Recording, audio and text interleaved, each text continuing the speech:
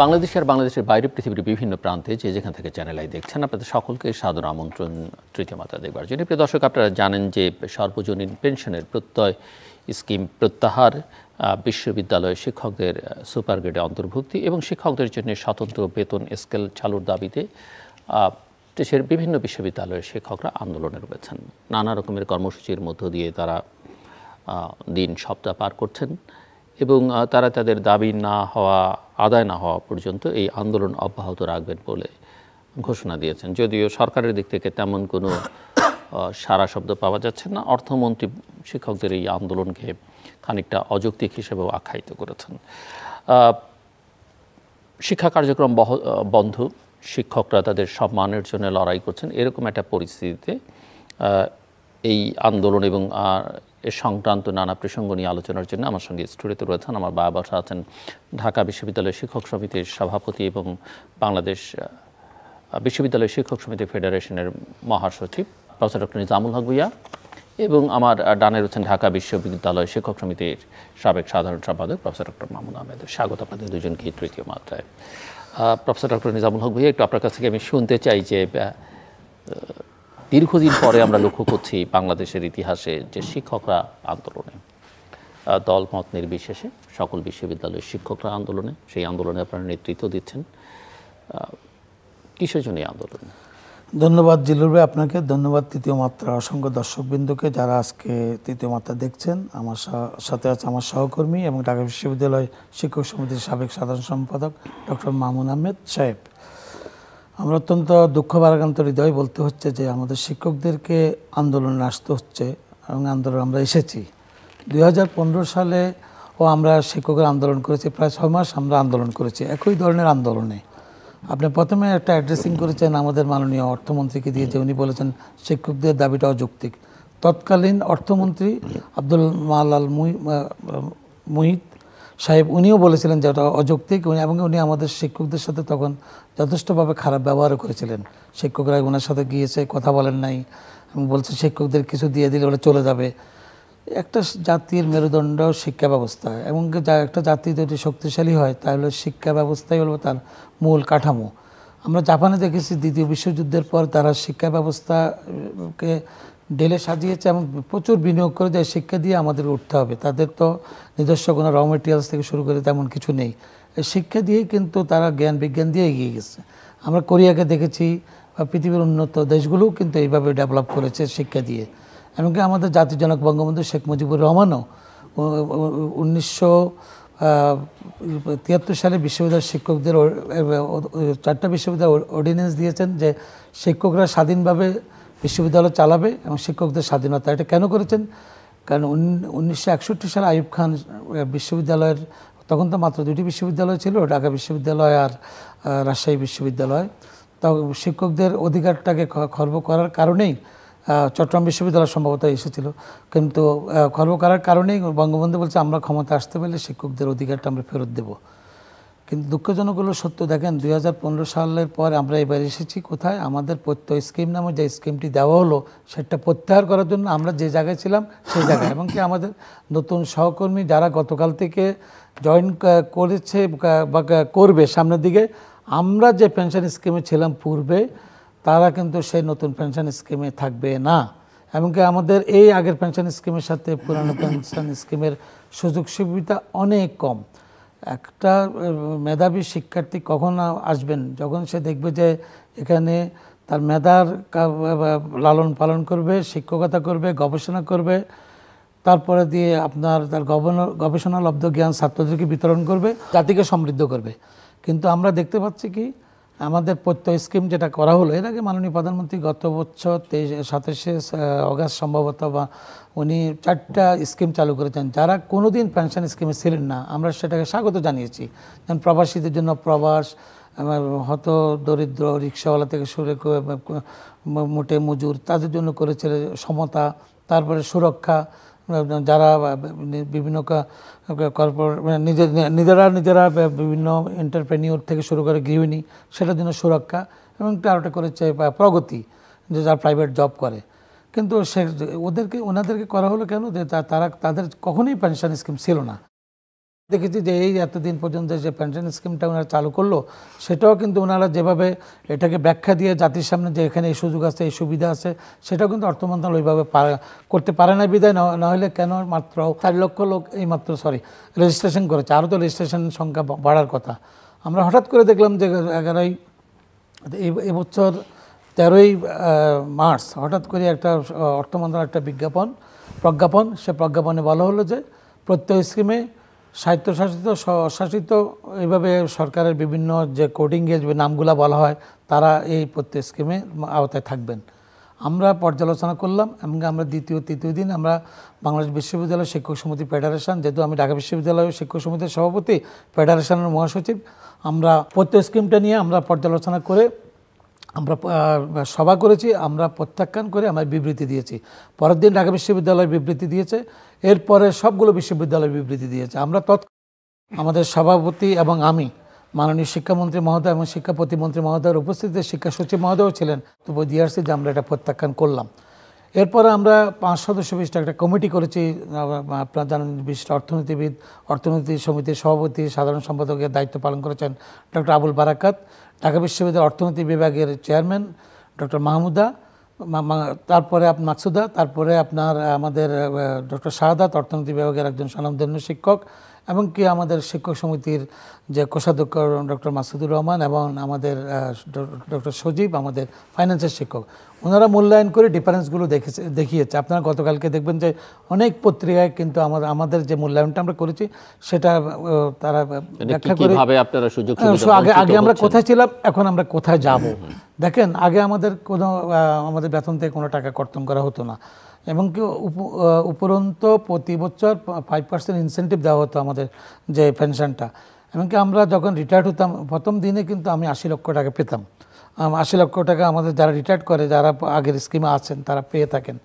তারপর আমাদের স্পাউসদের জন্য আমি বা আমাদের কোনো কলিগ মারা গেলে, তার ওয়াইফ বা কোনো মারা গেলে তার হাজব্যান্ড, কোনো আমাদের মহিলা শিক্ষক যদি ওনাদের স্পাউসে এই সুবিধাটা পাবেন। এখানে কিন্তু বলা আছে যে 75 বছর পর্যন্ত। এখন একটা মানুষ মারা যাওয়ার পর 75 বছরের বয়সে যদি একটা লোক বেঁচে থাকেন, আরও হয়তো 1 বছর, 4 বছর, 5 বছর বাঁচতে পারেন। ওই সময়গুলো 70-এর পর থেকে তো মানুষের নানাবিধ অসুখ বিসুখ বা একটু সুরক্ষা তো মানুষ চায়। তা আপনি সুরক্ষার কথা বলছেন, কিন্তু আপনি সেখানে এই সুরক্ষাটিও আপনি রাখেন নাই, তাই না? তো এই যে দেখেন এই ডিসক্রিমিনেশন। তারপর আমরা 2টা ঈদে আমরা ফেস্টিভ্যাল ভাতা পেয়ে থাকি, 2টা ঈদে বোনাস, দুই ঈদের বোনাস নিয়ে সবাই আনন্দে কেনাকাটা করে। এমনকি আমাদের দেশে ঈদের আনন্দটা কিন্তু সবাই ভাগাভাগি করে নিয়ে প্রচুর টাকাও খরচ করে মানুষ, ঈদের আনন্দটাই আলাদা। তারপরে বৈশাখী ভাতা আমরা পেয়ে থাকি, কিন্তু সেটাও প্রত্যেক স্কিমে রাখা হয় না। মেডিকেল ভাতা, আর আমাদের স্বাস্থ্যর কথা আমরা সবসময় বলি, শিক্ষা স্বাস্থ্য নিয়ে আমরা কথা বলি, সেখানে সে জিনিসটাও কিন্তু আমাদের সেই প্রত্যেক স্কিমে রাখা হয় নাই।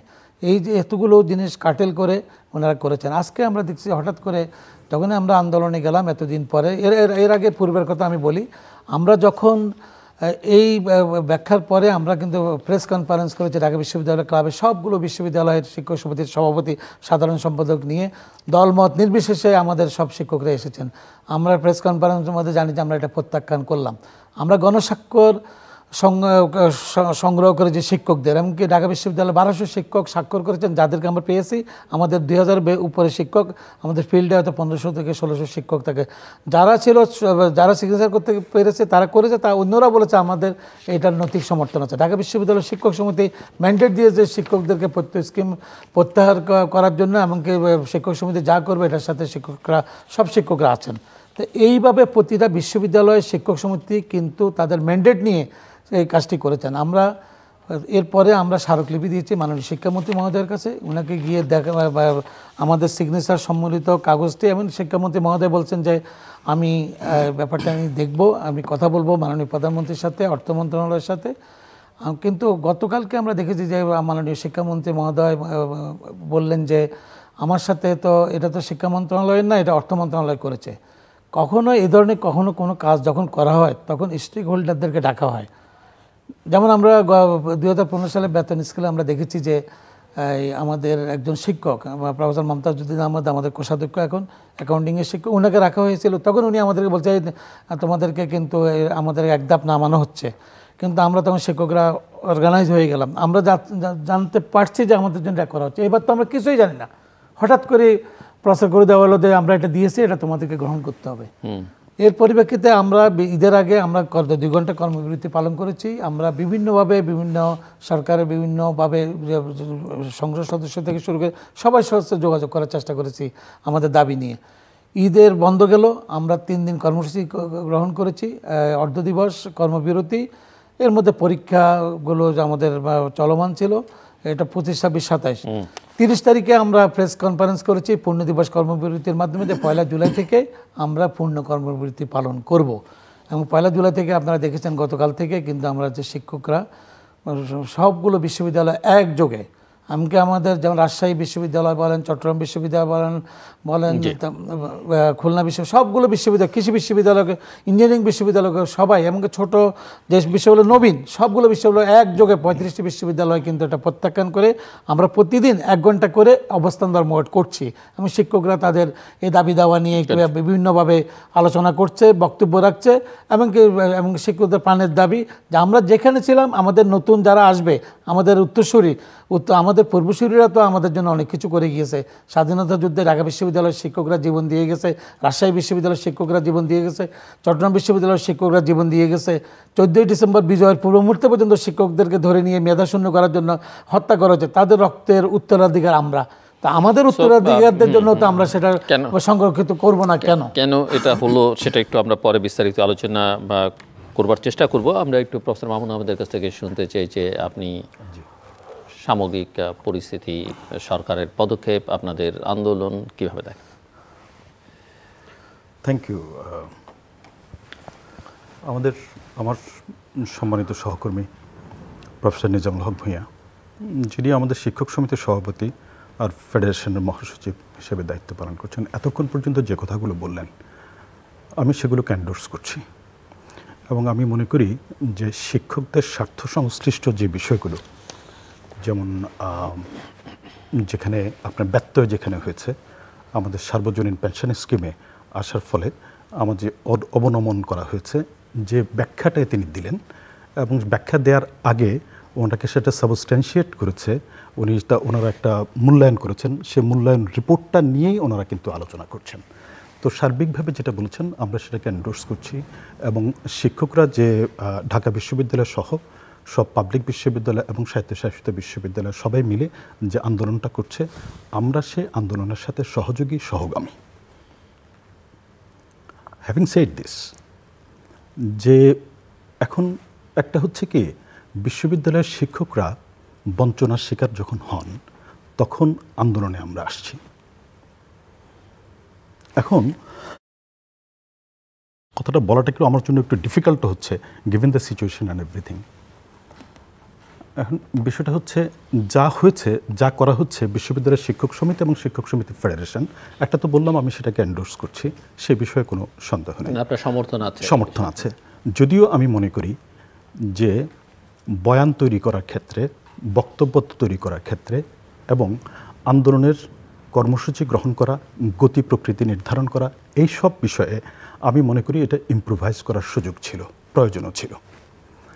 এবং শুধুমাত্র শিক্ষকদের আর্থিক সুযোগ সুবিধা কেন্দ্রিক আলোচনাটা সীমাবদ্ধ না রেখে এটাকে বিস্তৃত আলোচনার মধ্যে যদি রাখা যেত এবং আমাদের সার্বিকভাবে যদি আমরা বিবেচনায় রাখতে পারতাম, তাহলে আরও বেশি এফেক্টিভ ওয়েতে আন্দোলনটাকে আমরা মাঠ পর্যায়ে নিয়ে যেতে পারতাম, এটা ব্যক্তিগতভাবে আমার কাছে মনে হয়। আচ্ছা, তবুও আমি এমন কোনো শব্দ অথবা বাক্য উচ্চারণ করতে চাই না যাতে করে এই আন্দোলনকে কেন্দ্র করে শিক্ষকদের, যেহেতু আমরা একই কমিউনিটিতে বিলং করি, শিক্ষকদের এই যে স্বার্থ সংশ্লিষ্ট বিষয়গুলোতে যাতে করে কোনো আমার এবং নিজামুল হক ভূঁইয়া সাহেবের মধ্যে কোনো পার্থক্য আছে, অ্যাটলিস্ট এটা যাতে প্রয়োজন মনে হয় না হয়। আমি যেটুকু বলতে চাই বরঞ্চ এটাকে আরও সাবস্ট্যান্সিয়েট করার জন্য, ইম্প্রোভাইজেশনের জন্য আমি বরঞ্চ দু একটা কথা এখানে বলে রাখতে চাই। একটা জিনিস হচ্ছে কি, এই সার্বজনীন পেনশন স্কিমে সরকার পক্ষ থেকে যেটা প্রস্তাব করা হয়েছে, যেটা 1 জুলাই থেকে এফেক্টিভ অলরেডি হয়েছে, সেখানে ওনারা তো একটা পেপার করে ওনারা দেখিয়েছেন, সেখানে বিভিন্নভাবে আমরা বঞ্চনার শিকার হচ্ছি। তার মানে হচ্ছে নতুন শিক্ষক যারা হচ্ছে তারা আগেকার তুলনায় অনেকভাবে বঞ্চনার শিকার হচ্ছে। তবে শিক্ষকরা যে এই বঞ্চনার শিকার এবারই হচ্ছেন তা কিন্তু নয়। প্রফেসর নিজামুল হক ভূঁইয়া একটু আগে বলেছেন, এর আগে 8ম বেতন স্কেল যখন তৈরি করা হয় তখনও শিক্ষকদের ক্ষেত্রে একই বিষয় তৈরি করা হয়েছিল। বেতন স্কেল এবং পদমর্যাদার ক্ষেত্রে শিক্ষকদের যে অবস্থান অনেক দিন থেকে এনজয় করে আসছিলাম আমরা, হঠাৎ করে দেখা গেল সেটার অবনমন হয়েছে। শিক্ষকদেরকে যেটা করতে হয়েছে সেটার বিরুদ্ধে আন্দোলন করতে হয়েছে। আন্দোলনের একটা পর্যায়ে যেটুকু অবনমন করা হয়েছে সেটুকু শুধুমাত্র আপনার আগের অবস্থানে ফিরে যাওয়ার সুযোগটা তৈরি হয়েছে। নতুন কোনো কিছু অর্জন হয় নাই। নতুন অর্জনের ক্ষেত্রে শুধুমাত্র প্রতিশ্রুতি দেওয়া হয়েছিল যে সুপার গ্রেডের শিক্ষকদেরকে দেওয়া হবে, কিন্তু এতদিন পর্যন্ত সেটা বাস্তবায়ন করা হয় নাই। যার ফলে এখনকার যে আন্দোলনে সুপার গ্রেডে যাওয়ার বিষয়টা এই আন্দোলনে দাবির একটা দাবি হিসেবে সেটা অন্তর্ভুক্ত হয়েছে। দ্বিতীয় দাবি হিসেবে সেটা অন্তর্ভুক্ত হয়েছে। এই দুটো অবনমনের কথা বললাম। গত বেশ কয়েক বছর পর্যন্ত, আমি 10-15 বছর পর্যন্ত, আমার বিশ্ববিদ্যালয়ের শিক্ষকতার বয়স অলমোস্ট 30 ইয়ার্স নাও, প্রায় 30 বছরের কাছাকাছি। আমরা তো পরিণত বয়সে, আমাদের খুব বেশি দিন বোধহয় চাকরি নাই। নিজাম সাহেবের বোধহয় 4-5 বছর, 2-3 বছর বা 3-4 বছর আছে। আমার চাকরি হয়তো 7-8 বছর আছে, এরকম পরিস্থিতি আমাদের। সুতরাং অনেক কিছুই আমরা দেখেছি। গত 7-8 বছর, 10 বছর বা 15 বছরের মধ্যে শিক্ষক সমাজের প্রতি সরকার এবং কর্তৃপক্ষের যে মানসিকতা, তাতে সত্যিকার অর্থেই আমরা মর্মাহত। আমরা বিভিন্ন সময়ে সরকার বিভিন্ন পর্যায় থেকে, নিজামুল হক ভূঁইয়া সাহেব একটু হয়তো উল্লেখ করেছেন, সরকারের সর্বোচ্চ পর্যায় থেকে শুরু করে বিভিন্ন পর্যায়ে শুধুমাত্র যে বিশ্ববিদ্যালয়ের শিক্ষকদের পদবি, আর্থিক সুবিধাদি কর্তন, সেটাই শুধুমাত্র নয়, বিভিন্নভাবে যেভাবে ট্রিট করা হচ্ছে বিশ্ববিদ্যালয়ের শিক্ষকদেরকে, সেটা এর আগে কখনো বিশ্ববিদ্যালয়ের শিক্ষকদেরকে এরকম অমর্যাদাকর অবস্থার মধ্যে আসেনি। আমরা একটু দুর্ভাগ্যজনকভাবে লক্ষ্য করছি, সেটা হচ্ছে এরকম একটা পরিস্থিতি তৈরি হচ্ছে। এখন শিক্ষকরা অনেক দিন পর্যন্ত আন্দোলনে আছে, প্রায় 3 মাস পর্যন্ত কিন্তু আমরা আন্দোলনে আছি। হ্যাঁ, তারপর গত 2-3 দিন পর্যন্ত তো আপনার একদম পুরোপুরি শাটডাউন হয়ে আছে সব কিছু। বাট ইভেন দেন সরকারের কোনো উপযুক্ত কর্তৃপক্ষের পক্ষ থেকে আমাদের কোনো উপযুক্ত কর্তৃপক্ষের সাথে এই বিষয়ে কোনো আলাপ আলোচনা হয়েছে আমার মনে। তার মানে হচ্ছে টোটাল নেগলিজেন্স। এই বিষয়ে আলোচনা করতেই আগ্রহী না, এরকম একটা পরিস্থিতি। এখন এই যখন পরিস্থিতি তৈরি হয়, এই পরিস্থিতিতে এখন আসলে সমস্যাটা পুনরায় এটাকে কিভাবে ডিফাইন করা যাবে, রিডিফাইন করা যাবে, আমরা আসলে যা করছি, যেভাবে করছি, সেটা আরও ইমপ্রুভাইজ করার কী কী সুযোগ আছে, সেই বিষয়গুলো আমাদের ভাববার সময় চলে আসছে। আমি দু একটা বিষয় আপনাকে, আমি আশা করি প্রফেসর নিজামুল হক ভূঁইয়া আমার সাথে ডিসঅ্যাগ্রি করবেন না। আসলে সংকটের মূলটা কোথায় সেটা আমাদেরকে দেখতে হবে। ওকে, সংকটটা তো আসলে গভর্নেন্সের সমস্যা মূলে হচ্ছে গভর্নেন্সের সমস্যা। আমরা বাংলাদেশে এমন একটা রাষ্ট্রীয় ব্যবস্থা, শাসনতান্ত্রিক এমন একটা ব্যবস্থার মধ্যে পড়ে গিয়েছে, যে শাসনতান্ত্রিক ব্যবস্থাটা গণতান্ত্রিক ব্যবস্থা না। এই গণতান্ত্রিক ব্যবস্থা না থাকার কারণে যেটা হয়েছে সেটা হচ্ছে এখানে একটা সুযোগ সন্ধানী একটা শ্রেণী তৈরি হয়েছে, যে শ্রেণীটা সব কিছু নিয়ন্ত্রণ করছে। এবং এই সুযোগ সন্ধানী এই শ্রেণীটার হাতেই আপনার চলে গেছে আপনার অর্থনীতি, যার হাত ধরে আপনার এই যে অর্থনীতি ক্ষতিগ্রস্ত হচ্ছে, আমাদের দুর্নীতি হচ্ছে, তারপর সব কিছুই সংকটের মধ্যে পড়ে গেছে। এই সংকটের হাত ধরেই যে অর্থনীতির যে সংকটটা এখন তৈরি হয়েছে, সেই সংকটটাই আসলে কিন্তু মূল সংকট। মূল সংকটটা গভর্নেন্সের সমস্যা, মূল সংকটটা হচ্ছে রাজনীতির সমস্যা। এখন সেটাকে বাইরে রেখে আমরা যদি শুধুমাত্র এই আলোচনার মধ্যে থাকি, আমরা কতটুকু আর্থিক সহযোগিতা পেলাম অথবা পেলাম না, এই আলোচনার মধ্যে যদি নিজেদেরকে সীমাবদ্ধ রাখি, তাহলে আমরা হলিস্টিক্যালি যদি বিষয়টা না দেখি, এই সমস্যার সমাধান করা আমাদের জন্য সম্ভব হবে বলে আমি ব্যক্তিগতভাবে মনে করি। ধন্যবাদ। আমি দর্শক একটু জানিয়ে রাখতে চাই, আমার দু প্রান্ত থেকে দুজন বলেছেন যে কি কি সমস্যায় তারা পড়বেন এই প্রত্যয় স্কিমের কারণে বা নতুন পেনশন স্কিমের কারণে। সর্বজনীন বিদ্যমান পেনশন স্কিম অনুযায়ী বর্তমানে বিশ্ববিদ্যালয়ের শিক্ষকরা যে পেনশন পান, সে বেতন থেকে কোনো টাকা কাটা হয় না, প্রফেসর নিজামুল হক ভূঁইয়া বলছিলেন। কিন্তু নতুন স্কিমে কাটা হবে 10% টাকা। আমার রাইট?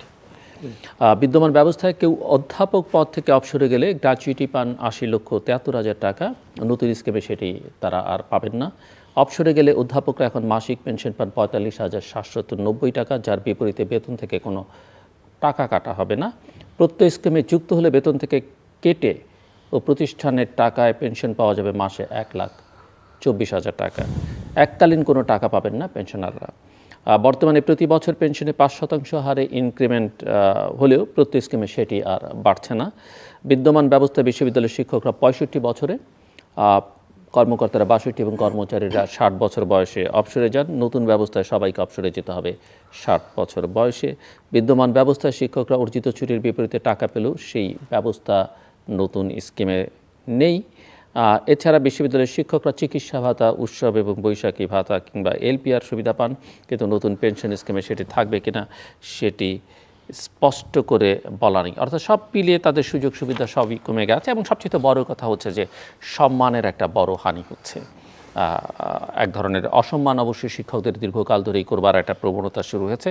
আমি একটু জাস্ট প্রফেসর নিজামুল হক ভূঁইয়া, আপনি শিক্ষক এবং শিক্ষকদের নেতা, আপনার কাছ থেকে বুঝতে চাই এর কারণ কি, এবং এখানেও দেখা যায় যে সরকারি কর্মকর্তাদের সঙ্গে শিক্ষকদের একটা বড় পার্থক্য, বৈষম্য তৈরি করা হচ্ছে। মানে সরকার কি মনে করে যে এইসব শিক্ষক এদের দরকার নেই, এদের চাইতে সরকারি কর্মকর্তারই অনেক বেশি ইফেক্টিভ, তাদের জন্য কাজ প্রয়োজনীয় বেশি? না, আমাদের আপনার কথা যথাযথ আপনি বলেছেন। আমাদের মামুন ভাই যেটা বলেছেন যে গণতান্ত্রিক ব্যবস্থা, গভর্নেন্স, সেটা হলো ভিন্ন কথা, এটা রাজনৈতিক বক্তব্য উনি দিয়েছেন, মানে বিরোধিতার স্বার্থে বলেছেন। আমি সেদিকে যাব না, আমার মনে হয় সেদিকে না গিয়ে আমরা আমাদের শিক্ষকদের স্বার্থ নিয়ে আজকে আমরা কথা বলছি। না, কিন্তু শিক্ষক যদি না, শিক্ষকদের স্বার্থ না, শিক্ষকদের স্বার্থ, আমি একটা আমরা বিশ্ববিদ্যালয়ে আমি আপনাকে বলি, শুনেন, বিশ্ববিদ্যালয়ের শিক্ষকদেরকে আমাদের এই সাবকন্টিনেন্টে, বিশেষ করে আমাদের এই এরিয়াতে আমরা দেখেছি যে ঢাকা বিশ্ববিদ্যালয় 1921 সালে যখন প্রতিষ্ঠিত হয়, তখন আপনাকে আমরা যিনি আমাদের ঢাকা বিশ্ববিদ্যালয়ে একজনকে যিনি উপাচার্য হয়েছেন আপনার কলকাতা বিশ্ববিদ্যালয় থেকে স্যার এফ রহমান, এমনকি আমাদের সেকেন্ড উপাচার্যের নাম কি আপনার মনে আছে? যাই হোক, ওনাকে উনি 5,000 টাকা তখনকার দিনে পেতেন, ওনাকে 10,000 টাকা দিয়ে এখানে আনা হলো, ওনাকে বিশাল বাড়ি দেওয়া হলো, উনি পরবর্তী পর্যায়ে উপাচার্য হলেন। স্যার এফ রহমান সাহেব ইতিহাসের শিক্ষক ছিলেন, এমনকি ওনাদেরকে এই ধরনের সুযোগ সুবিধা দেওয়ার কারণে ওনারা বিশ্ববিদ্যালয়কে ডেভেলপ করছিল। 30-এর দশকে দেখা গেল একজন শিক্ষামন্ত্রী বেঙ্গলে, উনি এসে শিক্ষকদের সব সুযোগ সুবিধা কর্তন করে দিয়ে অর্ধেক করে দেওয়া হলো। তারপরে শিক্ষকরা বিশ্ববিদ্যালয়ের চাকরি ছেড়ে দিয়ে এখানে সেখানে চলে গেলেন। এমনকি 47 সাল পর্যন্ত বিশ্ববিদ্যালয় দুর্দশাটাই ছিল কোনো রকমে। এমনকি 47 সালের পর পাকিস্তান আমলে পাকিস্তান সরকারও এদিকে মনোযোগ না দিয়ে ওইদিকে মনোযোগ দিয়েছেন পশ্চিম পাকিস্তানে। 60-এর দশকে এসে আমাদের শিক্ষকরা যখন একটু অ্যাক্টিভ হলো, তখন আইয়ুব খান কিন্তু শিক্ষকদের স্বাধীনতা এবং শিক্ষার বাজেট সব কিছু এমনকি নিয়ন্ত্রণ করে ফেললো। জাতির জনক বঙ্গবন্ধু শেখ মুজিবুর রহমান 66 সালে বলল যে আমি আরসি মজুমদার, রমেশচন্দ্র মজুমদারের কথা বলছিলাম আমি প্রথমে, যিনি যাকে 10,000 টাকা বেতন দিয়ে আনা হলো। বঙ্গবন্ধু বলছিল যে আমি যখন ক্ষমতা আসতে পারো 64 সালে, তাহলে কিন্তু শিক্ষকদের আমি স্বাধীনতা দেব। এমনকি উনি ক্ষমতা গ্রহণ করার পর উনি বলছে শিক্ষার সবচেয়ে বড় বিনিয়োগ। এমনকি দেখেন, বঙ্গবন্ধু শিক্ষার বাজেট রাখেছিল 4%, আজকে শিক্ষার বাজেট 2%-এর নিচে। এবং বঙ্গবন্ধু একজন শিক্ষককে শিক্ষামন্ত্রী করেছেন, অধ্যাপক ইউসুফ আলীকে। আমাদের সম্মানিত 3 জন শিক্ষক, ডক্টর এআর মল্লিক সাহেব চট্টগ্রাম বিশ্ববিদ্যালয়ের প্রতিষ্ঠাতা উপাচার্য, উনি প্রথম শিক্ষা সচিব। ডক্টর আবদুল্লাহ মতি সরপতি, উনি একজন বিজ্ঞানী শিক্ষক, ওনাকে সেকেন্ড শিক্ষা সচিব। আমাদের প্রফেসর কবির চৌধুরী জাতীয় অধ্যাপক, ওনাকে শিক্ষা সচিব করা হলো। এইভাবে এমনকি এআর মল্লিক সাহেব পরে অর্থমন্ত্রী হয়েছিলেন। এমনকি বঙ্গবন্ধুর যে 73 অর্ডিন্যান্স কিন্তু 4টা বিশ্ববিদ্যালয়কে দিয়েছিল। বঙ্গবন্ধু জীবিত থাকলে কিন্তু পরবর্তী পর্যায়ে যতগুলো বিশ্ববিদ্যালয় হয়েছে সবগুলো বিশ্ববিদ্যালয় স্বায়ত্তশাসন পেতেন। আমরা দেখেছি মাননীয় প্রধানমন্ত্রী ও শিক্ষক বান্ধব ওনার, আমরা বিভিন্ন সময় বিভিন্ন অকেশনে মাননীয় প্রধানমন্ত্রীকে দেখেছি, উনি বিশ্ববিদ্যালয় নিয়ে গর্ব করে এবং শিক্ষার মানের কথা বলে। আমরা অনেকবার ওনার সাথে আলোচনা করেছি, বসেছি, উনি গবেষণার কথা, দেশকে কীভাবে এগিয়ে নিয়ে যাওয়ার জন্য উনি ওনার চিন্তার মধ্যে এটা আছে। এমনকি ওনার 2জন শিক্ষক ছিলেন, আপনারা জানেন, ডক্টর আনিসুজ্জামান স্যার প্রয়াত, জাতীয় অধ্যাপক রফিকুল ইসলাম স্যার। ওনারা আমরা যখন পেশাজীবীদের ইফতার পার্টিতে যেতাম, মাননীয় প্রধানমন্ত্রীর 2 পাশে ওনার 2 শিক্ষককে নিয়ে ইফতার করতেন। উনিও শিক্ষকদের মর্যাদাকে ওইভাবে দেখেছেন। কিন্তু আমরা দেখেছি সরকারের ভিতরে একটা গ্রুপ, যেমন 2015 সালে মামুন সাহেব যেটা বলেছেন যে আমাদেরকে, আমরা যে জায়গায় ছিলাম সেই জায়গাটুকু আমাদেরকে ওনারা সচিব মর্যাদা রাখবেন না। এক ধাপ নিচে নামিয়ে দিলেন। আমরা আন্দোলন করলাম, আমরা পিঠা উৎসবে গেলাম, মাননীয় প্রধানমন্ত্রী ডাকলেন, আমাদের বর্তমান উপাধ্যক্ষ doctor S M Maksud Kamal সাহেব তখন ফেডারেশনের মহাসচিব ছিলেন, আমাদের ফরিদউদ্দিন আহমদ এখন শাহজালাল বিশ্ববিদ্যালয় শিক্ষক সমিতির সভাপতি, উনি সভাপতি ছিলেন। সে আন্দোলনে বলা হলো কি আমাদের এই দাবিগুলো মানা হলো এবং আমাদের একটা সুপার গেট দেওয়া হবে, যেটা সিনিয়র সচিবরা পাচ্ছে, লেফটেন্যান্ট জেনারেলরা পাচ্ছে, 3 বাহিনী প্রধান পাচ্ছেন, তারপরে আপনার পুলিশের প্রধান পাচ্ছেন, সম্ভবত র্যাবের প্রধানও পেতে পারেন, আমি জানি না ঠিক এই মুহূর্তে আমার কাছে রেকর্ডটা নেই। তখন 10 জন ছিল, এখন অনেক করে ফেলছে। কিন্তু আমরা শিক্ষকরা যে সুপার গেটের জন্য আমির হোসেন আমু সাহেব, তোফাল সাহেব এবং অর্থ মন্ত্রণালয়ের অনেক নিয়ে একটা কমিটি করা হলো। আমাদের কামাল আব্দুল নাসের সাহেব, যিনি আজকে শিক্ষা উপদেষ্টা, উনি যখন মুখ্য সচিব ছিলেন, আমরা 9 বছর পর্যন্ত সবসময় বলে যাচ্ছি, সরকারের সাথে বিভিন্নভাবে চেষ্টা করছি যে আমাদের সুপার গেটটা দেওয়ার জন্য। অদ্যপতি আমরা সুপার গেটটি পাই নাই। আজকে আমরা দেখলাম যে প্রত্যেক স্কিমের দেখেন, আজকে দেখলাম যে প্রত্যেক স্কিমের একজন গোলাম মোস্তফা সাহেব আমার সাথে এক জায়গায় একটা টেলিভিশনে কথা বলছিলেন যে আপনাদেরকে আমরা এখন আমরা একটা পত্রের মাধ্যমে পেলাম যে আমরা আমাদের যে চাকরির বয়সসীমা 60 বছর 65 বছর ছিল, এটাকে ওনারা 60 বছর করলেন। আজকে বলছেন না, এটা 65 বছর থাকবে। তারপর বলছে যে একজন শিক্ষক যখন প্রমোশন পাবেন অথবা এক বিশ্ববিদ্যালয় থেকে আরেক বিশ্ববিদ্যালয়ে আসবেন, সেক্ষেত্রে তাকে জব প্রোটেকশন এবং পে প্রোটেকশন দুইটাই করা হবে। তো আরেকটা পয়েন্ট বললো যে আমরা যে অর্জিত ছুটি সে টাকাগুলো দেবেন। এতদিন পর্যন্ত 3.5 মাস আমরা আন্দোলন করেছি, আমরা মানে প্রেস কনফারেন্স করেছি, স্মারকলিপি দিয়েছি, টেলিভিশনে কথা বলতেছি, পত্রপত্রিকা আপনাদের মধ্যে বহুল প্রচারিত, মিডিয়ার মাধ্যমে কিন্তু সবাই জানতেছে, ওনারা কিছু করেন না। হঠাৎ করে আজকে ওনারা আমাদেরকে এই একটা প্রজ্ঞাপন বলবো না, একটা নোটিশের মধ্যে দিয়েছে, এটা ঠিক থাকবে, ওটা ঠিক থাকবে, ওটা ঠিক থাকবে। তা আপনারা এতদিন কোথায় ছিলেন? আমরা কেন এতদিন এত মিটিং করতে হলো, সভা করতে হলো? কিছু আমরা সংশোধন এনেছেন, তো এই সংশোধন থেকে আগে আনা যেত না? সংশোধনী কি আপনারা হ্যাপি? না, এটা তো আমাদের মূল দাবি না। এটা তো আমাদের এখন তখন কোনো জায়গায় একের ক খ গ, হয়তো খ ঠিক গট দেওয়া হয়েছে, ক খ গ রয়ে গেল, কিছু অংশ ওনারা। আমাদের সুপার গেট, আমাদের আত্মমর্যাদার লড়াই এটা। কিন্তু আমরা শিক্ষকরা আজকে কোনো একটা প্রধানমন্ত্রীর একটা প্রোগ্রামে আমরা যাব, আমরা প্রেসিডেন্টের একটা প্রোগ্রামে যাব, বা রাষ্ট্রীয় কোনো একটা প্রোগ্রামে গেলে আমাদের শিক্ষকদেরকে রাখা হয় অনেক পেছনে। এমনকি আমরা অনেকগুলো প্রোগ্রামে দাওয়াত পেয়ে থাকি, তো আমরা কিন্তু এখন আর যেতেও ইচ্ছা করে না। আমাদের ছাত্ররা যখন দেখি, আর শিক্ষকদেরকে আপনার সম্মান করলে তো আপনার মর্যাদা কমবে না। জাস্ট একটু মানে এই যে সোশ্যাল স্ট্রাকচারে যে চেঞ্জ, মানে সেই দিকে একটু আলোচনাটা ছোট্ট করে আলোচনা করতে চাই। আমি আমার ছাত্র জীবনে দেখেছি, বিশ্ববিদ্যালয়ের ছাত্র জীবনে আপনারা তো অবশ্যই দেখেছেন যে আগে শিক্ষকের সবাই তো সম্মান করে। আমরা এখনও আমাদের প্রাইমারি স্কুলের টিচারকে দেখলেও সম্মান করি, পায়ে ধরে সালাম করি।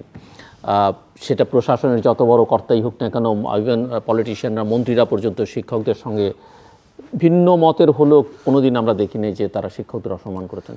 কিন্তু আজকে কি মানে শিক্ষকরা নিজেরা যে কোনো কারণেই হোক, তারা একটু প্রশাসনের লোকজনদেরকে খানিকটা তোয়াজ, মন্ত্রীবর্গকে খানিকটা মাথার উপরে রাখতে গিয়ে নিজেদেরকে ছোট করে ফেলছেন, খাটো করে ফেলছেন। কিছু লোক সব সময় ছিল, এখন বলেন এই আমলে বলেন ওই আমলে বলেন, সব আমলেই কিছু লোকজন আপনার সবসময় তোয়াজ করতো। আপনার 52 সালে অনেক শিক্ষক ভাষা আন্দোলনে অংশগ্রহণ করেছিল, আবার সাংস্কৃতিক আন্দোলনে শিক্ষকরা অংশগ্রহণ করেছে, আবার কিছু লোক দালালিও করেছে। আরেকটা প্রশ্ন আমি করেছিলাম আপনাকে যে সরকার কি মনে করে কিনা, যারা রাজনৈতিক নেতৃত্ব, যে তাদের শিক্ষকদের চাইতে প্রশাসন অনেক বেশি দরকার?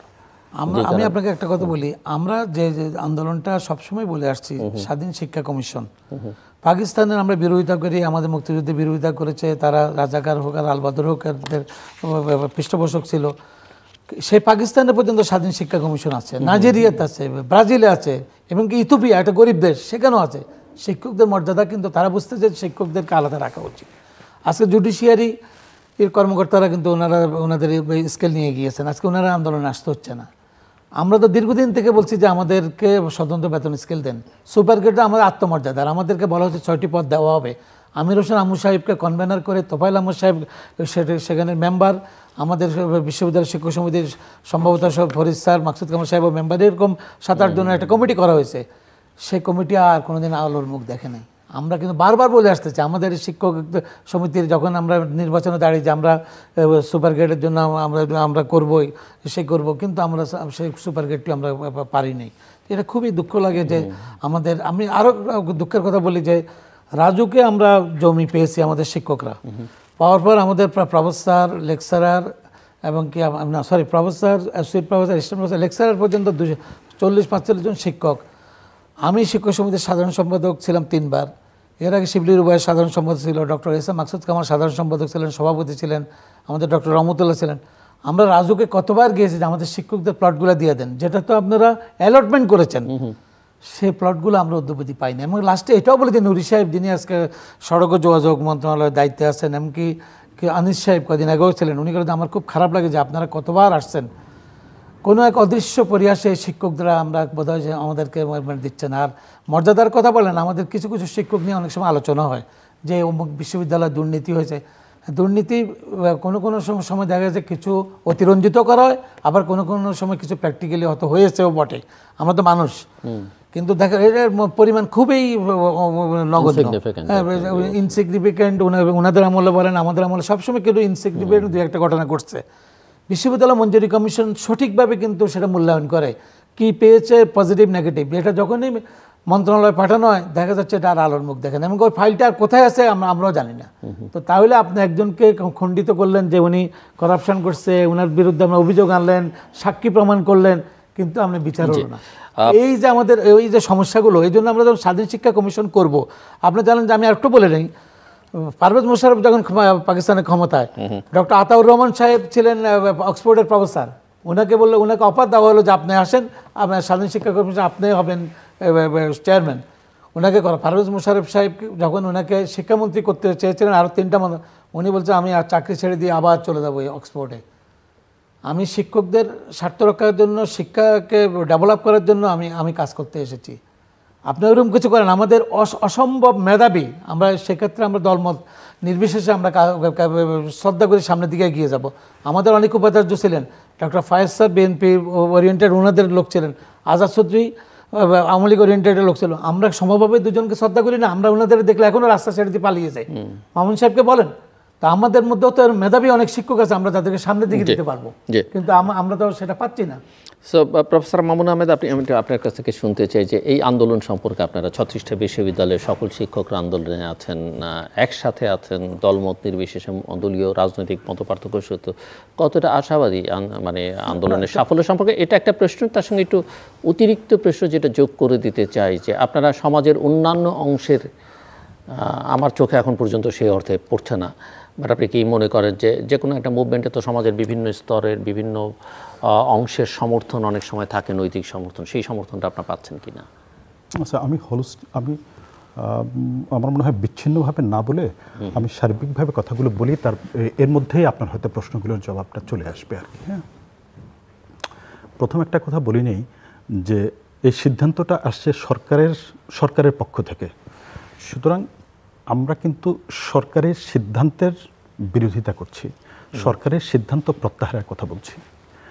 সরকারের সিদ্ধান্ত সরকার গ্রহণ করে, সুতরাং সরকারের র্যাঙ্ক অ্যান্ড ফাইলের মধ্যে যারা আছে তারা প্রত্যেকেই এটার জন্য রেসপন্সিবল না। আমাদের এই কথা বলার আমি মনে করি না কোনো সুযোগ আছে যে সরকারের মধ্যকার কোনো সরকারি কর্মচারী বা তাদের কোনো গোষ্ঠী সেটা করেছে, আমি ব্যক্তিগতভাবে সেটা মনে করি না। আমি মনে করি এটা সরকারের সিদ্ধান্ত, ইট ইজ পলিটিক্যাল ডিসিশন, যেটা সরকারের আমাদের শিক্ষকদের বিপক্ষে গিয়েছে, সুতরাং সরকারের শিক্ষকদের পক্ষ থেকে সেটার প্রতিবাদ জানানো হচ্ছে এবং দাবি দাওয়া উত্থাপন করা হচ্ছে। এটা একটা গুরুত্বপূর্ণ কথা বললাম, ওনার বক্তব্যের প্রেক্ষিতে সে কথাটা বললাম। একটা জিনিস হচ্ছে কি, আমাদের আসলে সংকটটা কোন জায়গায়? হ্যাঁ, একটা আস্থাহীনতা কিন্তু তৈরি হয়েছে সরকারের প্রতি। বিশ্ববিদ্যালয়ের শিক্ষকরা, স্বায়ত্তশাসিত প্রতিষ্ঠানে শিক্ষক যারা আছেন, তারা কোনো আস্থা রাখতে আসলে পারছে না। এটা একটা আস্থাহীনতার সমস্যা কিন্তু আছে। কেন রাখতে পারছে না? এই সার্বজনীন শুধু পেনশন স্কিমের কথাই শুধু বলি। এই পেনশন স্কিমটার প্রথমে বলা হয়েছিল সেটা সরকারি কর্মচারী, গণকর্মচারী হোক অথবা স্বায়ত্তশাসিত প্রতিষ্ঠান হোক, এদের প্রতি অ্যাপ্লিকেবল হবে না। কিন্তু পরবর্তীতে দেখা গেল যে তাদেরকে ইনক্লুড করা হলো। 4 লাখ যে স্বায়ত্তশাসিত প্রতিষ্ঠানে কর্মরত যারা আছে, এদের 4 লাখকে তার সাথে ইনক্লুড করা হলো। আবার বলা হলো যে এখন যারা কর্মরত আছে তারা এতে এফেক্টেড হবে না, 1 জুলাই থেকে যারা যাবে তারা সেটা এফেক্টেড হবে। ওকে, গ্রহণ করলাম।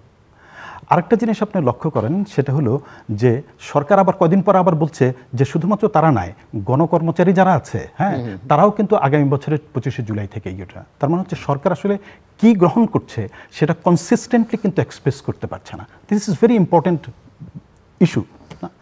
তার মানে হচ্ছে কি এই বিষয়টা নিয়ে সরকারের প্রতি যে আস্থা আমরা রাখবো, যে কালকে সরকার বলবে না যে ঠিক আছে আমরা বলছি 1 জুলাই থেকে এটা এফেক্টিভ হবে, এখনকার এক্সিস্টিং যারা শিক্ষক আছেন তাদের প্রতি এটা অ্যাপ্লিকেবল হবে না। এটা আগামীকাল ভিন্ন প্রজ্ঞাপনও তো হতে পারে। বলছে যে আগামী বছরে 2025 সালের 1 জুলাই থেকে গণকর্মচারীরা এর আওতায় আসবে, সেটা নাও তো হইতে পারে। তার মানে হচ্ছে এই যে আস্থাহীনতার জায়গাটা, এই আস্থাহীনতার জায়গাটা কিন্তু আছে। সরকারকে এই আস্থাহীনতার জায়গাটা দূর করতে হবে।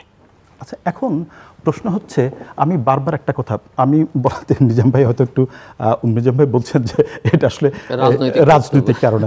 হ্যাঁ, আমরা আসলে সংকটের মূলে যদি যেতে না পারি, যদি পূর্ণাঙ্গভাবে সমস্যাটাকে যদি বিশ্লেষণ করতে না পারি, পিসমিল করাটা আসলে খুব ডিফিকাল্ট হয়ে যাবে। হ্যাঁ, আপনি দেখুন সরকারের এই অর্থনৈতিক যে সংকট, অর্থনৈতিক সংকটের কারণেই এটা আপনি দেখবেন যে এই পেনশন কর্তৃপক্ষের যে স্পোক্সম্যান যিনি কথা বলছিলেন আর কি, তিনি একটা কথা বলছিলেন, সেটা হচ্ছে যে পদ্ধতিতে পেনশন স্কিমটা চলে আসছে, এই স্কিমটা অনেক দিন পর্যন্ত সরকারের পক্ষে কন্টিনিউ করা সম্ভব হচ্ছে না। তার মানে হচ্ছে সরকারের এক ধরনের অর্থ সংকটের মধ্যে সরকার পড়ে আছে। অর্থ সংকটের কারণটা কি হচ্ছে কি? কারণটা হচ্ছে আমাদের সে অলিগার্কিক লুটপাটের যে একটা অর্থনীতি তৈরি হচ্ছে, দুর্নীতি, লুটপাট, হ্যাঁ, এর ফলে যে অর্থ মেইন স্ট্রিম থেকে অর্থটা যে চলে গেল, সেটাকে কাউকে না কাউকে তো এটার জন্য কম্পেনসেট করতে হচ্ছে। সরকারকে সেই সংকটটা মোকাবেলার জন্য সাধারণ মানুষের উপর থেকে ট্যাক্স, ইনফ্লেশন এইসবের মধ্যে থেকে যে টাকাটা সংগ্রহ করেছে সেটা যথেষ্ট না। এখন আসছে আমরা যারা যে স্বায়ত্তশাসিত প্রতিষ্ঠানের যারা কর্মচারী আছে, কর্মরত আছে, আমাদের উপর থেকে আমাদের এই যে অবনমন করে বা আমাদের কাটেল করে, আমাদের সুবিধাগুলো কাটেল করে সেখান থেকে কম্পেনসেট করার চেষ্টা করা হচ্ছে। এখান থেকে আমরা কেউ মুক্তি পাবো না। এখান থেকে আগামীকাল যারা 1 বছর পরে গণকর্মচারী যারা আছে, তারাও কিন্তু একই পদ্ধতির মধ্যে দিয়ে তাদেরকে আসতে হবে। তার মানে হচ্ছে কি, আপনি যদি এই লুটপাটের যে অর্থনৈতিক ব্যবস্থা বাংলাদেশে তৈরি হয়েছে, সেটার যদি আপনি সমাধান করতে না পারেন, তাহলে এর ফল আমাদের প্রত্যেককে ভোগ করতে হবে।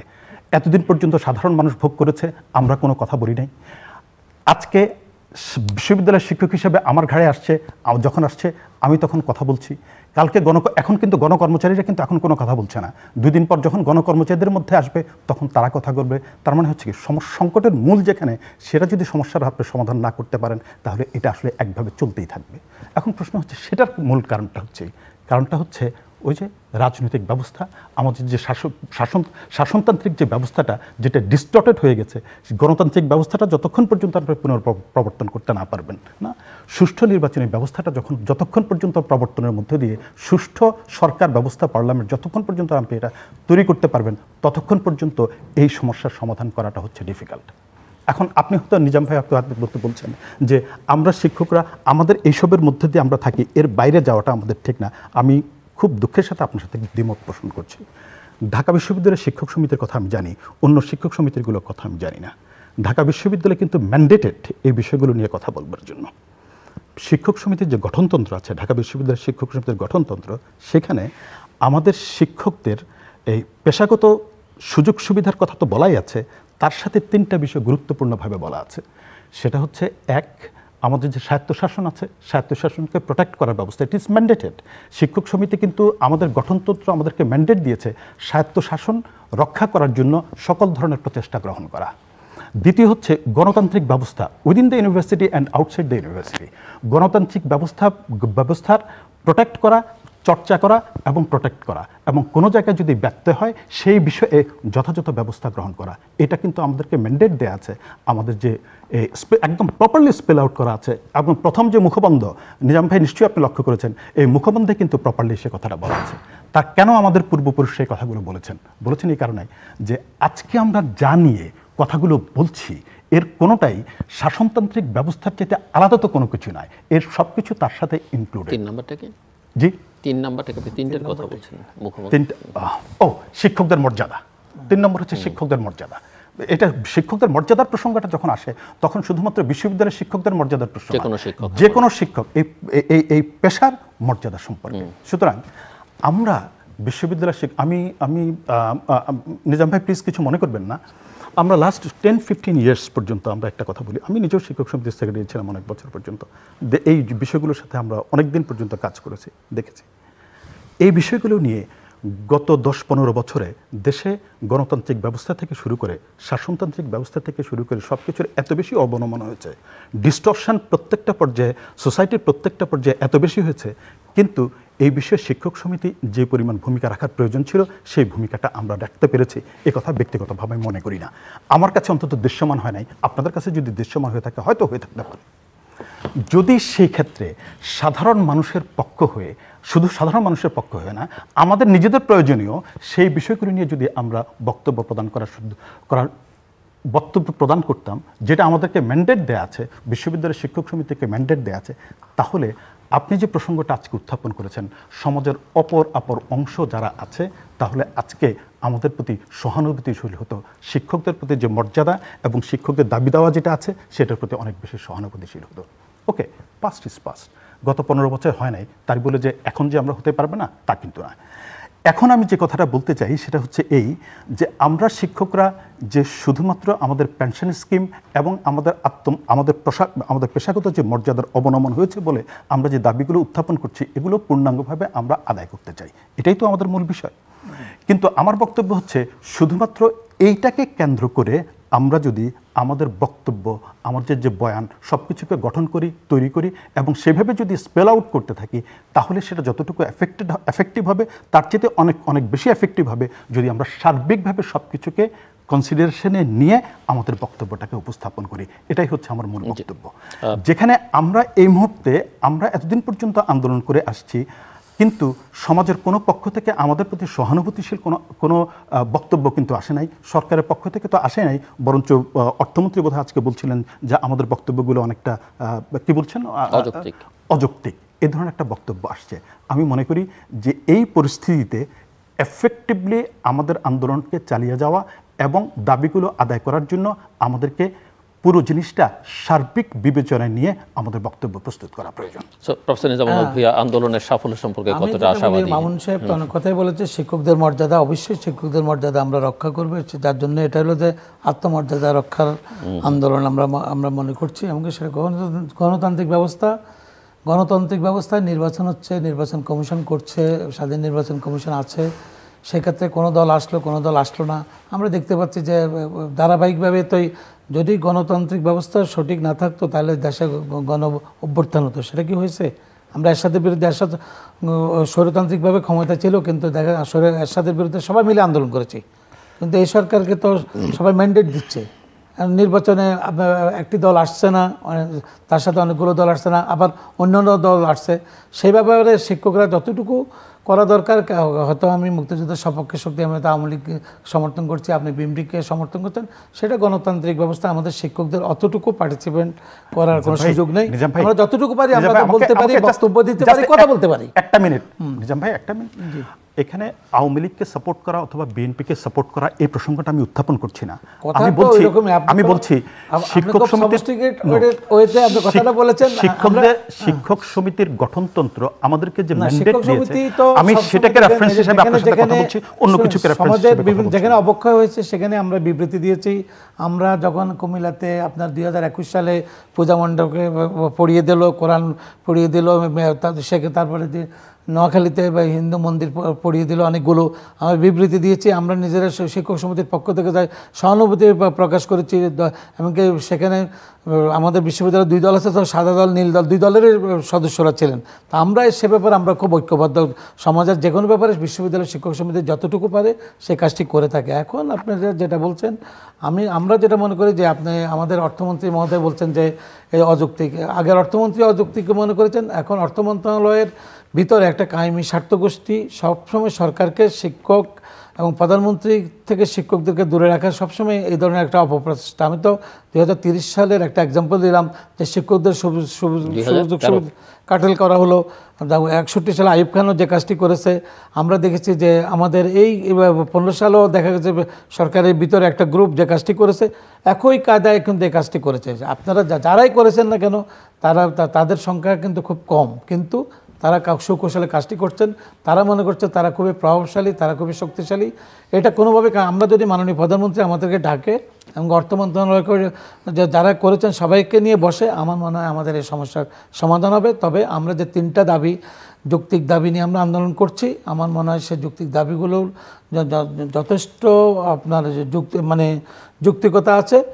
প্রথমত আত্মমর্যাদার কথাই তো আমরা বলেছি, তারপর আমাদের সুপার গ্রেডটি আমরা তো 9 বছর আগে সেটা পাওয়ার কথা, সিনিয়র সচিব স্ট্যাটাস, আমরা তো স্ট্যাটাস যেখানে তো বেতন। কিন্তু আপনি কি মনে করেন যে একটা দেশের সাধারণ নাগরিকরা, সিটিজেনরা যদি আত্মমর্যাদা সম্পন্ন না হন, সেই জায়গায় শুধু শিক্ষকরা সমাজের একটা মর্যাদাশীল জায়গায় যেতে পারবেন না? সেটা ধরেন মর্যাদা সম্পন্ন কখন হয়? মানুষ যখন তার এখন তো ধরেন রাইট এক্সারসাইজ করতে পারে। না, আমি আপনার শিক্ষকরা তো আমরা তো হলো যে খুব সিম্পল মানুষ, আমরা শিক্ষকের নিরীহ জাতি বলতে পারি না। গঠনই তো আপনারা করেন, সিম্পল নিরীহ মনে করেন কেন? না, এখন তো ওনারা তাই মনে, আমরা আমাদের সিম্পল নিরীহ মনে করছে ওনারা, এটা মনে করাতেই তো। নাহলে দেখেন পুলিশ কিন্তু তাদের সিনিয়র স্কেলটা নিয়ে নিয়েছে, পুলিশের আইজিপি তার সিম্বলিক অর্থে। সেনাপ্রধান নিয়েছেন, ওনাদের যারা লেফটেন্যান্ট জেনারেল ওনারা নিয়েছেন, নৌবাহিনী প্রধান নিয়েছেন। আমরা সবাইকে সম্মান করি, ওই জায়গাটাতে তো আমরাও ছিলাম, আমাদেরকে কেন অবনমন করা হলো? এটা আমাদের খুব কষ্ট। এমনকি আমরা আশা করব যে আমাদের এই দাবিটি যৌক্তিক এবং এটা মেনে নেওয়া হবে। তারপর তো স্কিমের সাথে একটা সেবক স্কিম করেছেন ওনারা, বলছে আগামী বছর সেবক স্কিমটা আসবেন, সেখানে কী সুযোগ সুবিধা আছে সরকারি কর্মকর্তাদের, আমরা সেটা দেখে আমাদের সিঙ্গেল আউট করে দিয়ে শিক্ষকদেরকে আপনারা বলতেন এটা মানতে হবে, এটা নিয়েছে। আমরা স্টেক হোল্ডার, আপনারা তো আমাদের সাথে আলোচনা করতে পারতেন, আমাদের সুযোগ সুবিধা কি আমরা দেখব না? আমরা তো আপনাদের সাথে আলোচনা করেই তো, সব জায়গায় কিন্তু এই কাজটি করা হয়। উন্নত বিশ্বে বলেন বা পৃথিবীর অন্যান্য দেশেও যখন এই ধরনের কোনো কিছু হয় তখন স্টেক হোল্ডারদেরকে ডাকা হয়, কিন্তু আমরা দেখেছি আমাদের কাউকে ডাকা হয় না। যদিও 2015 সালের বেতন স্কেলে আমাদের একজন শিক্ষক কিন্তু ওই কমিটির সদস্য ছিলেন, তখন উনি আমাদেরকে বলেছেন যে এটা হচ্ছে, কিন্তু এবার দেখা গেল যে ওই কাজটি ওনারা করেন নাই, কারণ আমরা তাহলে আগেভাগে আমরা হয়তো নেমে যাব। কিন্তু আমরা যখনই পেয়েছি আমরা আমাদের আন্দোলন করছি। আমাদের খুব খারাপও লাগছে যে শিক্ষার্থীরা আজকে আমরা ক্লাসে যেতে পারছি না, আমরা প্রেস ব্রিফিং করছি প্রতিদিন 1 ঘন্টা করে, মিডিয়া আসতেছে, মিডিয়া আমাদের সাক্ষাৎকার নিচ্ছে, এটা তো কাম্য না, কারণ শিক্ষার্থীদেরও তো লস হচ্ছে। এই দায় নিবে কে? ওই দায় যারা করেছে এই কাজটি তারা, আমরা না। কিন্তু এরপরও আমাদের শিক্ষার্থীদের জন্য আমরা স্পেশাল ক্লাস নিয়ে, আমরা পরীক্ষা নিয়ে আমরা হয়তো সেই ক্ষতি আমরা পুষিয়ে নিতে পারবো, তবে আমাদের দাবি আদায়ের জন্য আমরা সর্বাত্মক আন্দোলন চালিয়ে যাব। Closing remarks professor Mamun Ahmed. আমি সর্বশেষ নিজাম ভাইয়ের সাথে একটা জিনিস কথা বলি, সেটা হচ্ছে যেসব বিশ্ববিদ্যালয়ের শিক্ষকরা যারা আমরা আন্দোলনে আছি, তাদের মধ্যে 4টা বিশ্ববিদ্যালয় কিন্তু পূর্ণাঙ্গ স্বায়ত্তশাসিত প্রতিষ্ঠান। হ্যাঁ, আমি মনে করি যে স্বায়ত্তশাসিত প্রতিষ্ঠান হিসেবে সেগুলোকে এই সমস্যাগুলো যেভাবে অ্যাড্রেসড হওয়ার কথা, সেটা অন্য প্রতিষ্ঠানগুলোর চাইতে কিন্তু সম্পূর্ণ একরকম নয়, একটু ডিফারেন্স আছে। আমার মনে হয় আমাদের সভাপতি সাহেব উনি যদি প্রপারলি সেই জিনিসটা স্টাডি করেন, তাহলে এটা উপলব্ধি করতে পারবেন যে স্বায়ত্তশাসিত প্রতিষ্ঠানের উপর সরকারের কর্তৃত্ব ফলানোর ক্ষেত্রে কী কী প্রতিবদ্ধকতার সৃষ্টি ওনারা করতে পারবেন অফিসিয়ালি আর কি। হ্যাঁ, সেক্ষেত্রে একটু স্টাডি করে সেই জিনিসগুলো করাটা খুব জরুরি, প্রয়োজন মনে করি। কারণ হচ্ছে আমাদের ম্যান্ডেট কিন্তু আছে, সেটা হচ্ছে আমাদের এই স্বায়ত্তশাসনটাকে প্রোটেক্ট করতে হবে। ইট ইজ ভেরি ইম্পর্ট্যান্ট আমাদের জন্য। আচ্ছা, আর হচ্ছে ছাত্রছাত্রীদের প্রসঙ্গটা আসছে, এটা খুবই গুরুত্বপূর্ণ। যে আসলে খুব স্বাভাবিকভাবে আমরা আসলে সত্যিকার অর্থেই ওনারা আন্দোলন সব কিছু কর্মসূচি গ্রহণ করছেন, সব কিছু আমরা সবাই সম্মিলিতভাবে সেটার সাথে অনুগামী আছি, সব কিছুই ঠিক আছে। এটা করতে আমরা আসলে সত্যিকার অর্থে বাধ্য হয়েছি, এছাড়া আমাদের হাতে আর কোনো অপশান নাই। গত 3 মাস পর্যন্ত আমরা করছি, কিন্তু nobody is just saying anything. কোনো কিছু তারা কোনো সরকারের পক্ষ থেকে, যথাযথ কোনো কর্তৃপক্ষের পক্ষ থেকে এটা নিয়ে কোনো উদ্বেগই নেই কারোর মধ্যে আর কি। হ্যাঁ, তো এই রকম অবস্থা যদি থাকে তখন ছাত্রছাত্রীদের সমস্যা হবে, এ বিষয়ে কোনো সন্দেহ নাই। তবে অতীতের অভিজ্ঞতা আমরা দেখেছি শিক্ষকরা যেটা করেন, ছাত্রছাত্রীদের যে সমস্যাটা তৈরি হয় সেটা কম্পেনসেট করার জন্য অতিরিক্ত ক্লাস নেওয়া সহ শুরু করে যেসব পদ্ধতিগুলো গ্রহণ করার কথা, নিশ্চয়ই শিক্ষক সমিতি পরবর্তীতে বিশ্ববিদ্যালয় প্রশাসনকে সেগুলো করার জন্য নিশ্চয়ই উৎসাহিত করবেন, এ বিষয়ে আমি বিশ্বাস রাখি। একই সাথে আমি বলতে চাই যে আসলে শুধুমাত্র ছাত্রদের আমাদের প্রতি, শিক্ষকদের প্রতি ছাত্রদের কিছু অলিখিত আগ্রহের জায়গা থাকে, চাহিদা থাকে। সেটা হচ্ছে ছাত্রদের সমস্যা নিয়েও শিক্ষকরা কথা বলবেন। হ্যাঁ, আমাদের ছাত্রদের সমস্যা নিয়ে শিক্ষকগণকে কথা বলার একটাই প্ল্যাটফর্ম, সেটা হচ্ছে ঢাকা বিশ্ববিদ্যালয়ের শিক্ষক সমিতি অথবা এখন শিক্ষক সমিতি ফেডারেশন। আমি মনে করি শিক্ষক সমিতি ফেডারেশন এবং শিক্ষক সমিতিগুলো ছাত্রদের বিষয়গুলো নিয়েও আলোচনায় আনাটা প্রয়োজন আছে। যেমন এই মুহূর্তে কোটা আন্দোলন নিয়ে, কোটা সংস্কার নিয়ে এক ধরনের আন্দোলনের মধ্যে আমাদের ছাত্ররা আছে। এখন এটি তারপর হচ্ছে আপনার তাদের এই যে চাকরির সমস্যা আছে, বেকারত্বের সমস্যা আছে। আমি মনে করি তারা যে বৈষম্যের শিকার হচ্ছে, বেকারত্বের শিকার হচ্ছে এবং এর মধ্যে যে তাদের মধ্যে যে দহনটা তৈরি হচ্ছে, এটা নিয়ে বিশ্ববিদ্যালয়ের শিক্ষক হিসেবে আমাদের নিশ্চয়ই আগ্রহী হওয়া প্রয়োজন আছে। যদি আমরা যদি সার্বিকভাবে সোসাইটির কথা, রাষ্ট্রের কথা এবং মোর স্পেসিফিক্যালি আমাদের ছাত্রদের কথা যদি আমরা মাথায় রেখে এই আলোচনা, এই কর্মসূচিগুলো যদি আমরা গ্রহণ করতে পারি, তাহলে আমাদের যে বিষয়গুলো, যে দাবি দাওয়াগুলো আছে, এগুলো আদায় করা এবং এগুলোর ক্ষেত্রে সরকারের দৃষ্টি আকর্ষণ করা অনেক বেশি সহজতর হয় না, এবং সেটা মর্যাদাপূর্ণভাবেই হয়। কোনটা শেষ কোনো কথা থাকলে যদি আমরা শেষ করেছেন, আমরা তো শিক্ষা মানে শিক্ষকরা আন্দোলনে আছি। আমরা মনে করব যে আমরা আমাদের দাবিটা সরকার যদি মেনে নেয়, আমরা কালকে মেনে নিলে আমরা কালকে আমরা ক্লাসে ফেরত যাব। আর আরেকটা জিনিস যেটা বলবো, সর্বশেষ সরকার যে স্কিমটার কথা বলেছেন যে সেবক, সেখানে কি সুযোগ সুবিধা আছে, যদি সেটা সরকার 25 সালে করবে, আমাদেরকে ওই জায়গায় নিয়ে যাক, ওই সুযোগ সুবিধা দেখে আমরা একসাথে থাকবো। আপনারা আমাদের সিঙ্গেল আউট কেন করলেন? আমি মনে করি যে আমাদের প্রত্যেক স্কিম থেকে আমাদের প্রত্যাহার করে ওই সরকারি কর্মকর্তারা আমরা যে জায়গায় ছিলাম একসাথে, আপনাদের সাথে আমরা একসাথে থাকবো। আগে একসাথে ছিলাম, এখন আপনারা আমাদের আলাদা করবেন কেন? একসাথে যদি ওখানে সুযোগ সুবিধা যা থাকবে, আপনার সার্বজনীন, আমরা সার্বজনীন যে কোনো কিছুই আমরা গ্রহণ করব। দর্শক, অনুষ্ঠানের শেষ প্রান্তে আমরা সামাজিক যোগাযোগ মাধ্যম ফেসবুক এবং এক্সে তৃতীয় মাত্রা লাইভ স্ট্রিম হচ্ছে, আপনারা দেখতে পারেন। টেলিভিশনের পর্দায় দেখতে না পারলে যে কোনো সময় যে কোনো স্থান থেকে ইউটিউবে তৃতীয় মাত্রা চ্যানেলটি সাবস্ক্রাইব করে এই পর্ব বা পুরোনো পর্বগুলো আপনারা দেখতে পারেন। প্রফেসর ডক্টর মামুন আহমেদ এবং প্রফেসর ডক্টর নিজামুল হক ভাই, অসংখ্য ধন্যবাদ এই আলোচনা অংশ নেবার জন্য। দর্শক, কথা হচ্ছিল শিক্ষকদের আন্দোলন নিয়ে, এবং দেশের বিশ্ববিদ্যালয়ের শিক্ষক আন্দোলন করছেন পেনশন স্কিমের প্রত্যয় যে স্কিম, সেখান থেকে তাদের প্রত্যাহার করে নেওয়া, বিশ্ববিদ্যালয়ের শিক্ষকদের সুপার গ্রেডে অন্তর্ভুক্তি এবং শিক্ষকদের জন্য স্বতন্ত্র বেতন স্কেল এর দাবিতে গোটা প্রক্রিয়ার মধ্য দিয়ে এটা স্পষ্ট যে শিক্ষকদের অনেক অসম্মান করা হয়েছে, অনেক অবনমন করা হয়েছে, এবং কোনো সুস্থ জাতি, স্বাভাবিক জাতি সেটা গ্রহণ করতে পারে না। বাংলাদেশের অনেক অর্জন, অনেক সম্ভাবনা আছে। সম্ভাবনার একটা প্রধান জায়গা যদি আমরা নিশ্চিত করতে চাই, সেটা হচ্ছে যে মানব সম্পদ উন্নয়নে আমাদের মনোযোগ দিতে হবে। মানব সম্পদ উন্নয়নে মনোযোগ দিতে হলে আমাদের শিক্ষা এবং স্বাস্থ্যের উপরে নজর দিতে হবে। কিন্তু আমরা ক্রমাগত লক্ষ্য করছি বছরের পর বছর ধরে শিক্ষা এবং স্বাস্থ্য সবচাইতে অবহেলিত আমাদের এখানে, এবং সে কারণেই শিক্ষকরা অবহেলিত, শিক্ষা সংক্রান্ত সকল বিষয় অবহেলিত। এবং অনেকেই মনে করেন যে এর পেছনে বড় কোনো ষড়যন্ত্র আছে কিনা, দেশটাকে, জাতিটাকে কিভাবে শেষ করে দেয়া যায়। তার অংশ হিসেবে এই কাজগুলো চলছে, এবং অবশ্যই আমরা আশা করব যে শিক্ষকদের যে দাবি, সেই দাবি পূরিত হবে। তবে শিক্ষকদেরও এটা মাথায় রাখার কথা যে তারা জাতির বিবেক, বুদ্ধিজীবী সম্প্রদায়, সংকটের মূল জায়গাগুলো চিহ্নিত করা দরকার। এবং এরকম কথা, এরকম কবিতা আছে, নানা জায়গায় নানা কিছু লেখা আছে যে আপনি যখন অন্যের অধিকার খর্ব হতে দেখেন নানান জায়গায়, আপনি যখন কথা বলেন না, নিশ্চিত থাকবেন যে একদিন আপনার অধিকারও খর্ব হবে। এবং বাংলাদেশ আসলে নানান জায়গায় এখন সেরকম একটা জায়গায় এসে দাঁড়িয়েছে। সেখানে আসলে আমাদের সংকটের মূল চিহ্নিত করা দরকার, আমাদের প্রত্যেকের অধিকার সম্পর্কে সচেতন হওয়া দরকার, অপরের অধিকারও সুরক্ষার জন্য আমাদের আসলে উদ্যোগী হওয়া দরকার। এবং সেটা আমরা করতে না পারলে আসলে আমরা হয়তো অনেক কিছু চাইব আমাদের উপরে অন্যায় হলে, কিন্তু সেটার প্রতি অন্যদের সমর্থন করবার শক্তিও আছে কিনা সেটাও ভেবে দেখতে হবে। আমাদের সঙ্গে থাকবার জন্য অসংখ্য ধন্যবাদ। আপনাদের সবার জন্য শুভকামনা।